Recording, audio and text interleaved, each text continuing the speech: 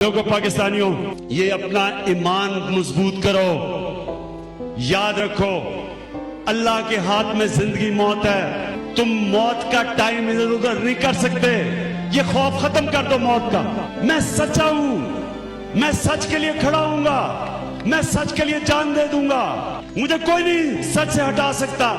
یہ ہے ہمارا ایمان، اور یہ ایک چھوٹے سے انسان کو بڑا انسان بنا دیتا ہے۔ اس ایمان پہ میں چلتا ہوں، اس لیے تو ان ساروں کے خلاف کھڑا ہوں، سارے وقت کے فرعونوں کے سامنے کھڑا ہوا ہوں۔ میرا نصب العین ہے، ایاک نعبد و ایاک نستعین، اللہ تیری عبادت کرتا ہوں، تیرے سے مدد مانگتا ہوں۔ جہاد کیوں اللہ نے ہمارے پہ فرض کیا ہے؟ کیونکہ اللہ کہتا ہے جب تم ظلم اور ناانصافی دیکھو تو تمہارے پہ فرض ہے انسانوں کہ اس کا مقابلہ کرو، اس کے سامنے کھڑے ہو، ظالم کا مقابلہ کرو۔